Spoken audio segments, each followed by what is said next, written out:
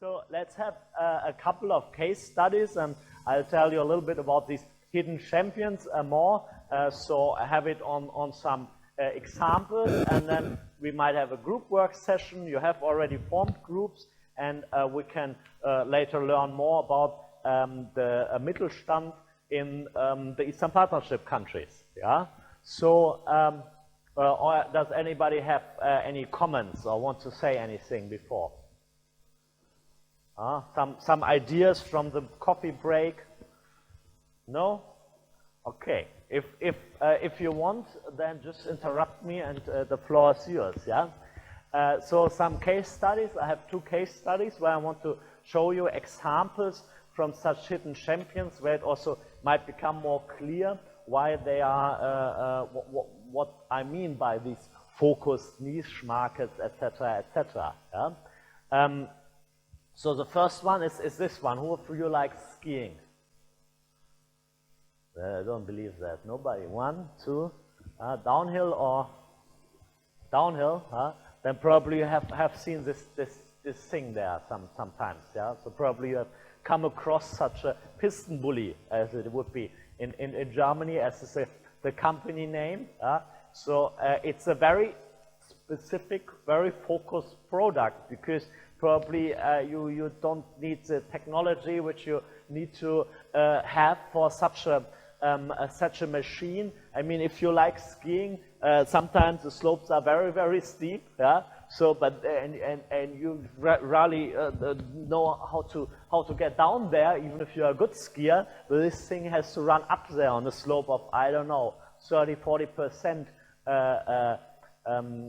Yeah, so it's a very specific technology which they need. So these things here have to be very specific. Also, sometimes there might be ice, and on your skis you're just sliding, you don't get any grip. But this thing has to go upwards. Then it might be -30 degrees or something like that.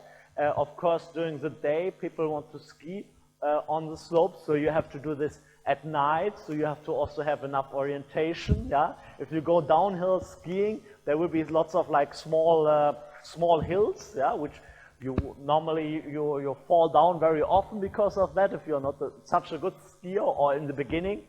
But this thing has to master all these things. So you can imagine this is a very high technology thing, and this piston bully is made by a company. What is that? Air Media address, code 1111. Käsebohrer, some nice German word. Käsebohrer, Geländefahrzeug AG. Yeah, so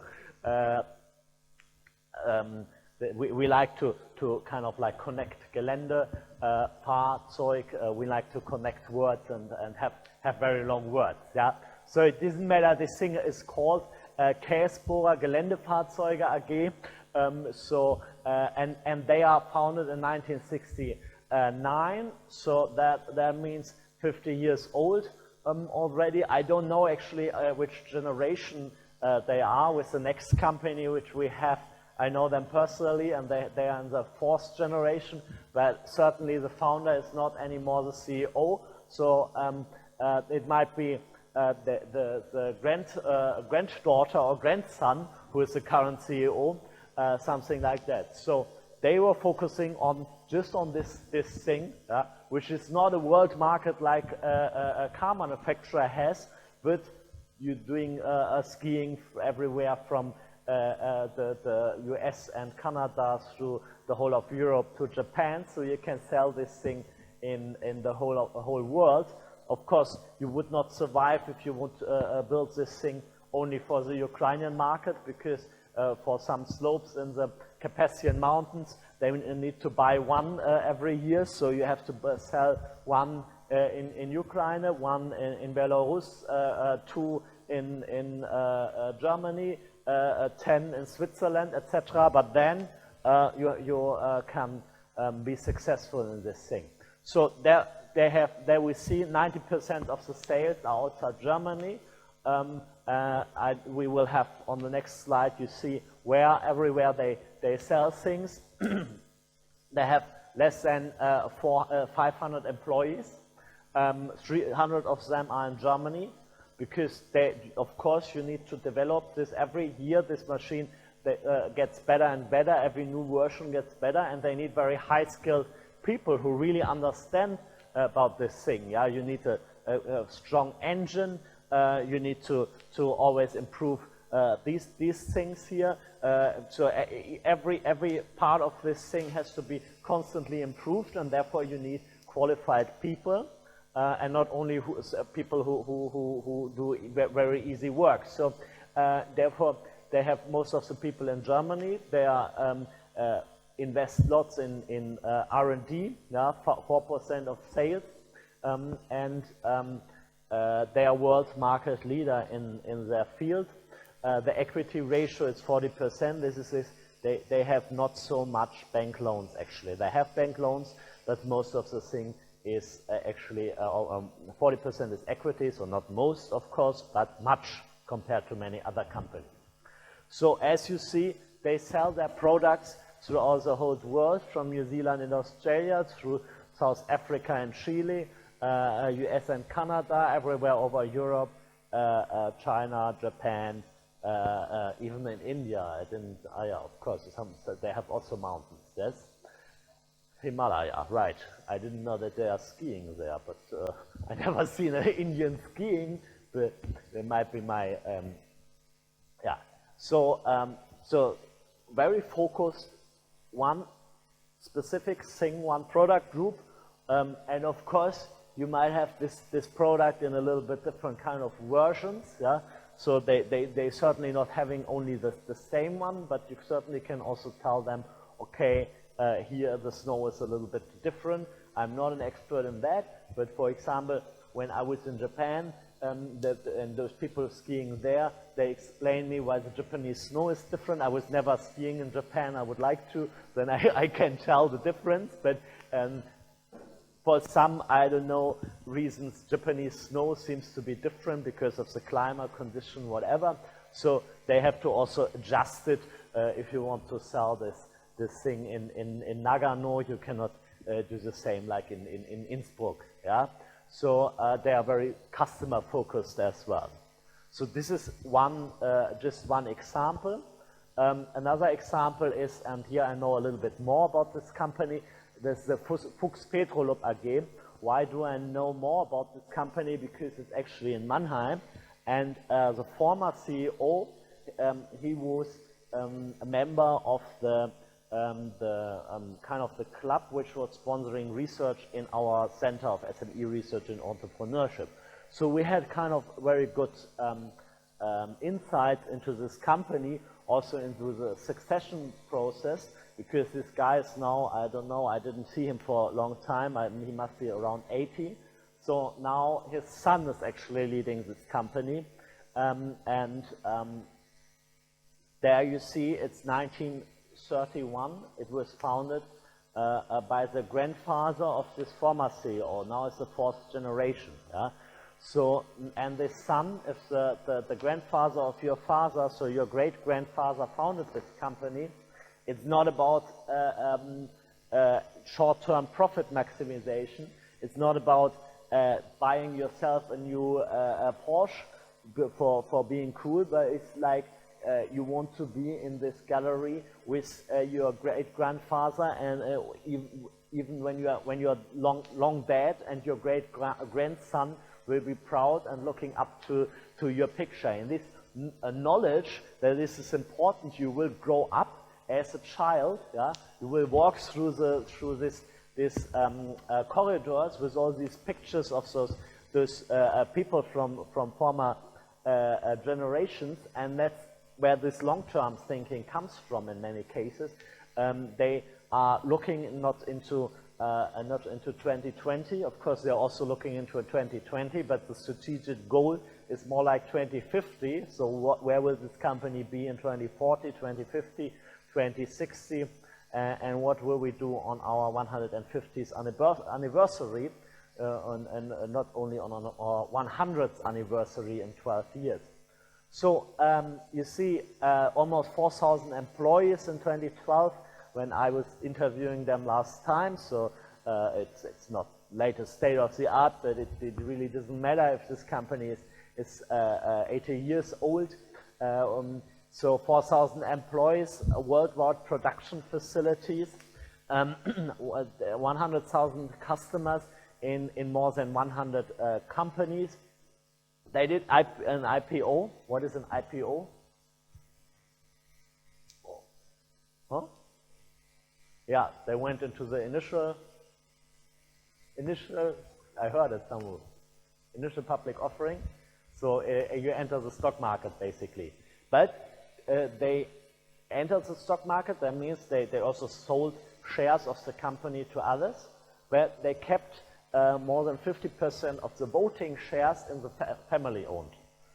So that means you can buy stocks from this company, you can have also some minority shares, but the family will keep 50% plus one of the stock, and that means this kind of like gallery with all those old people from further generations will be also important for the next generation and the next generation very likely. So they did get in some external shareholders, and what they told me, it was also like in order to put yourself a little bit more under the pressure of the stock market. So they want to keep the majority, but they want to have the pressure of the stock market and want to also challenge themselves against the best practices in the stock market. So what are they actually doing? You also see it looks like some kind of chemistry. The Mannheim area seems to be good for that. They are doing lubricants. Yeah, everybody knows what lubricants are. So basically, they also, each of you guys has some product of them in your pocket. So on your credit card, yeah, you need to have some thing which makes this credit card work for hundreds of times. For I don't know, this one will work until 23. So this thing is on this card. There's some lubricant from their production. Yeah. But also in lots of things in your car, you need lubricants in order to everywhere where you basically have some two things, like you want to lift up your window. On this window needs to be something which makes it possible to have this window open not 5 times, not 10 times, but maybe 10,000 times you can put up and down your window. So you can imagine if you just use glass, it will break very soon. So that is that is their specific knowledge how to use different lubricants in different fields, and this you can of course use for credit cards, for the windows of your cars, for the engine, for some seat components, etc., etc. But this is what they are good in. This is a product group that they are good in. They are very good in this and always developing it further. But they are not going to produce a car. They are going to produce lubricants for every possible use. This is their key competency. And that thing they sell worldwide. And hidden, because none of you would ever know this company if I didn't tell you about that.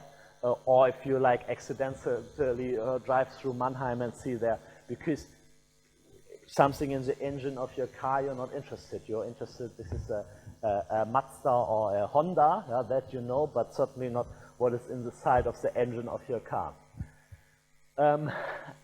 And you see also, of course, they invest in international expansion. As said before, they have something like how much? 33 production facilities worldwide. So when you are so specialized, you have to be able to sell your products worldwide, produce worldwide, be close to the customer, understand your customer.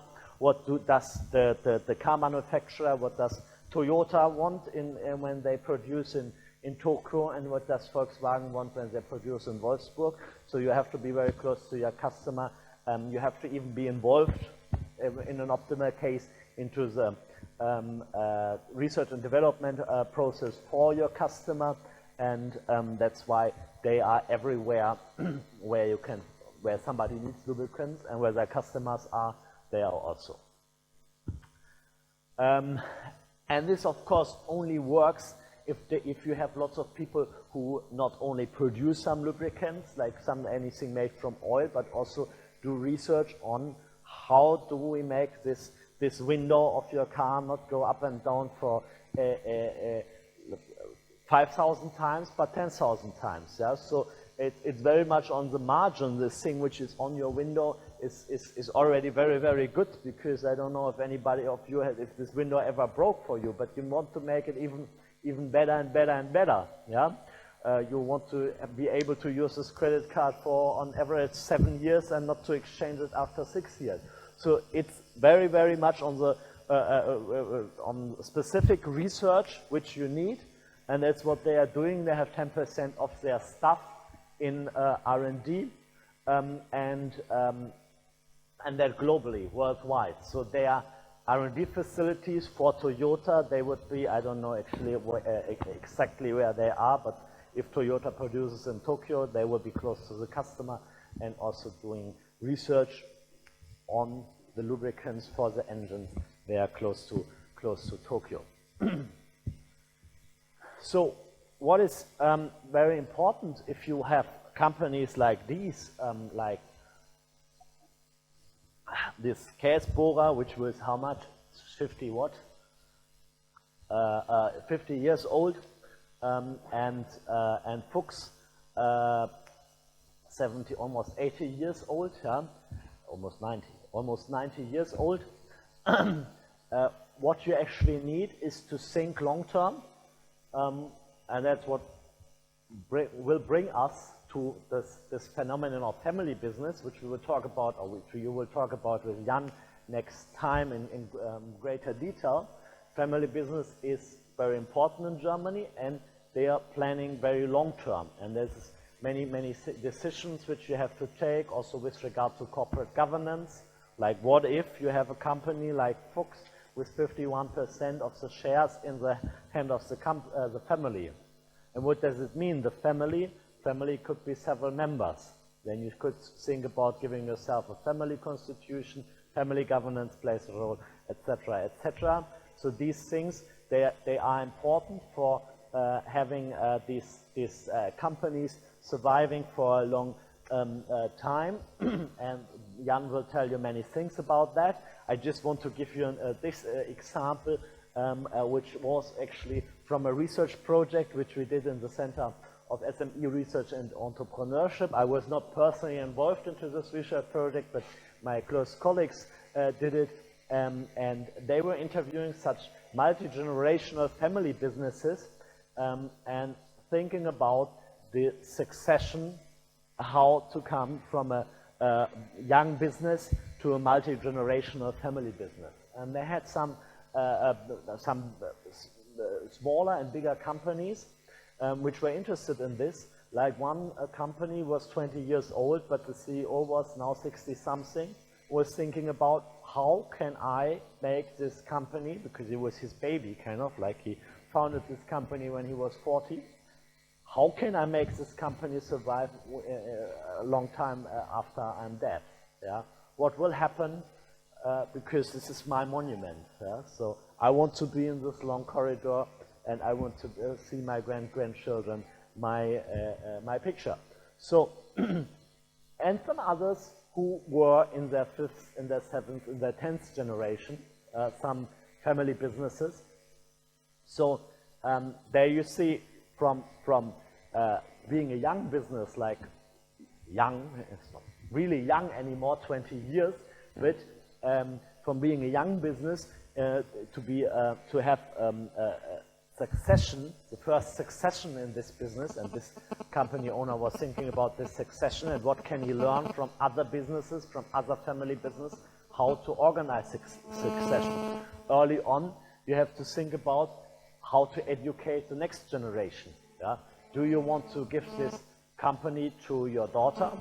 Maybe your daughter is interested in fine arts and not in lubricant. Yeah? Do you want to give it to your son who is good in business? Yeah? But then if you want to give it to your son, is it really good if you just make your son your successor just because he's your son? Or don't you want to like tell him, okay, look, you can be my successor, but please before that, prove that you're really worth being my successor. So you better go to study hard, to get a very good degree, and to work in a consultancy for 10 years, because only then the people in this company, they will accept you to be my successor when you tell them, okay, I got my PhD from Stanford and then I worked for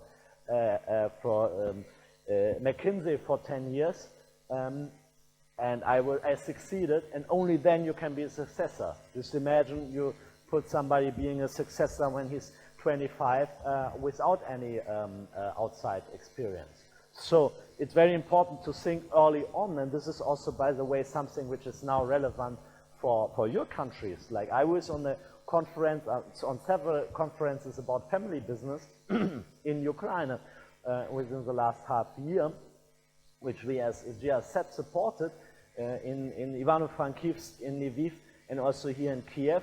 I met a couple of family businesses now where the CEO was now in their 60s or 50s or something like that. They founded in the early 90s or late 90s, and now they come to the point where the first generational change is coming, and they see these family businesses, and they will also want to bring it, they want to make their company successful, and they want to make the company not successful only in 2020, but also in 2030, 2040, like when you're sitting in the care house for old people, that still somebody comes and tells you how great your company is, and you can be proud of that. And hopefully also after their death, this monument will be there. So therefore, this succession, like, and how to make sure that succession is not only from one generation to another, but also in other generations being transmitted, is quite different to think early on. Not when you're 70-something, because many people in their, I'm very respectful for people in their 70s. Yeah, my parents are in their 70s. I love them, but mostly they shouldn't be. At least for my parents, I can say they shouldn't be in charge of running a company anymore. Maybe they can give some advice, etc., etc. But most ideas, they will come from the next young generation. And I've seen family businesses where the CEO was over 90 and being driven in his wheelchair into the company every day. And of course he said, I was successful with this style of management all my life for 50 years, so it will not be changed. Yeah? But when you are in 2018, things are not like in 2068. So of course you should think early on about this succession decision. Basically that was a company in Ludwigshafen, close to Mannheim, where BASF is. And the grandson of this owner, who then died, he and his father, who was now the CEO, they already thought about the next succession, because the father was in his late 50s, and that's when you should think about how to organize a succession. When you're in your late 60s, you give it to your daughter or your son. Yeah? And then you might have some conflicts between your daughter is in fine arts, another daughter is in the business, and your son is also in the business. So to whom do you give the business as being a CEO? Maybe you have this daughter who is in fine arts, she will have 30% of the business, but not being involved into the management. And then you have another daughter who is brilliant in business, and you have your son who's not so brilliant in business, but likes to go out and party hard. Yeah? So you know, this daughter, she's more clever, she's brilliant in business, and my son, he's certainly very strong in having 3 bottles of wine, but maybe not that good at business. I love him, but maybe better not to give him this business. How do you tell your son, look, you can keep your position, but don't be the CEO. Your sister will be this. Your younger sister will be the CEO. Well, what will your son think? He thinks he's a great guy. that will lead to conflict, certainly. Yeah? So you have to think early on how to solve such conflicts. And also later, like your first daughter, who is by now a nice painter, she owns 1/3 of the shares. Your son also owns 1/3 of the shares. He wants to be the CEO, but he cannot because he's not so brilliant. And your daughter, who is now the CEO, she is leading the business. Huh? So what about the shareholder meeting with those 3 persons sitting together and discussing? But what you can do, for example, to invite some external experts, have an advisory board, something like that, with external experts giving advice to this company. You can have a family constitution, a business constitution, with the help of some experts, and very early think about how to manage conflict between the shareholders, because maybe in 20 years later, your son has 5 children, and your first daughter in fine art, she has no children, so she will give her 30% of the shares to the local museum, and your son have 5 children. If each of them have now, somebody help me with the math, which is, what is 33% divided by 5? I don't know, it doesn't matter, 7%, something like that. And your other daughter has 2 children, and she gives them. So you have already now, you have 5 plus 2 is 7 plus 1, 8 shareholders. Each of them have different kind of weight of shares and different kind of interests. The local museum has certainly some different kind of interests than the youngest son of your son, who is also into partying like his dad was.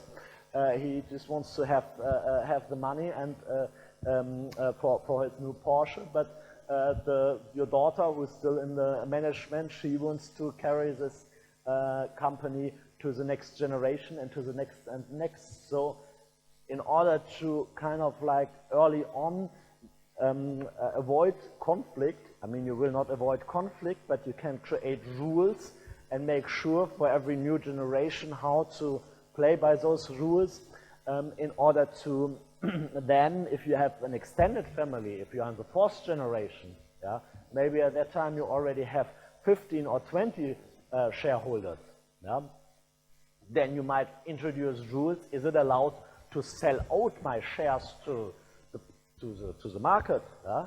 There might be somebody saying, why should I have these shares? I'm not interested in my grandchildren seeing me on this huge corridor. I'm more interested in giving this money into an entrepreneurial project which I will run in Moldova. Yeah?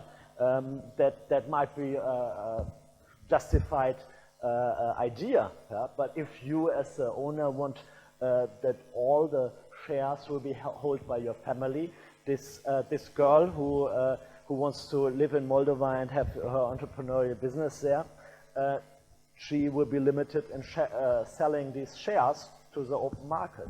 So many decisions which you early on have to make until you can have a multi-generational family business.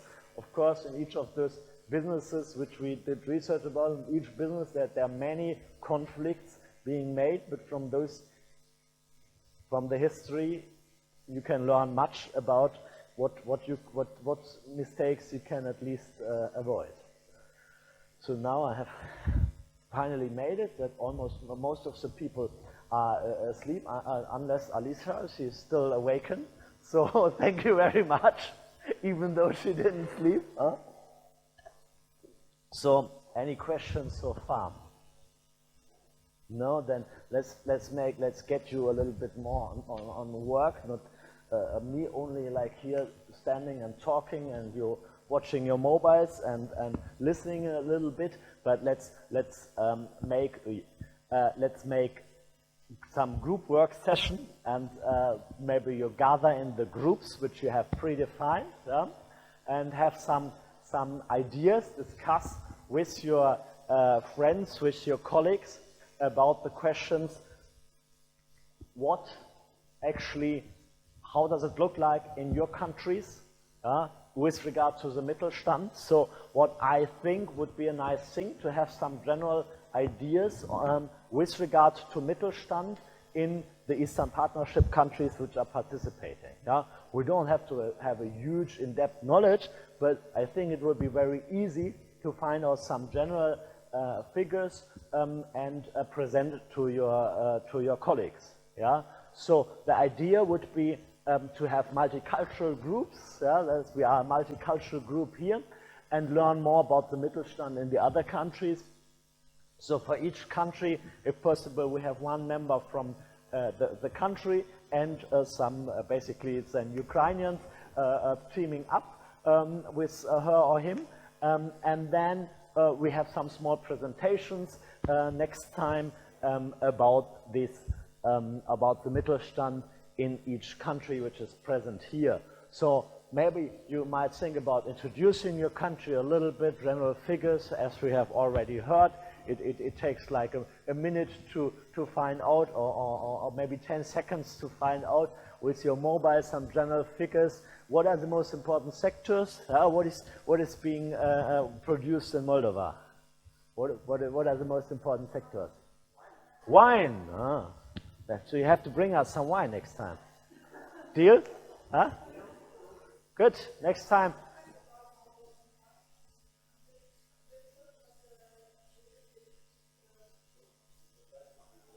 So next time after the program, let's bring some wine. I bring something from Germany. Somebody, do you have wine in Armenia? Cognac.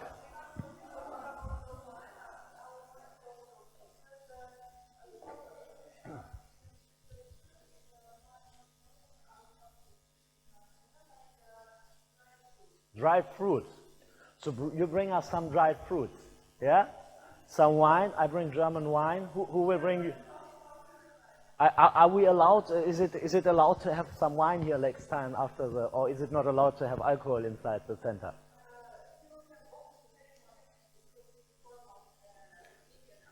Okay. So we can have wine. I understand. Okay. So yeah. So I hope probably you don't have only wine, but also some other things. Yeah?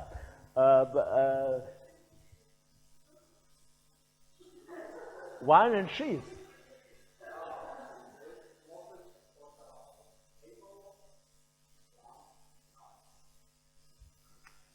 So yeah, so that you can have put that on some slide. Also, probably also the country is also producing some other things. Then you see, okay, what is the structure of the Mittelstand? Do you have lots of small companies? What is their relative strengths in your companies? What are their weaknesses? What are current problems in the sector which have been identified in your countries? What is the economic policy working on, for example? Also, what kind of self-organizing bodies are there? Are there some company groups which try to lobby for some certain politics, etc., etc. So, for example, is there some tax-free regime with exporting Moldovan wine to the European Union or not, something like that, etc. Can you identify some hidden champions? Doesn't need to be this specific definitions, but something like we've talked about before, not the super large companies, but some mid-sized companies from your country which are also worldwide active, innovative, etc., etc. And what potential do you see for the development of the Mittelstand in your country in the possible future? Everything understood?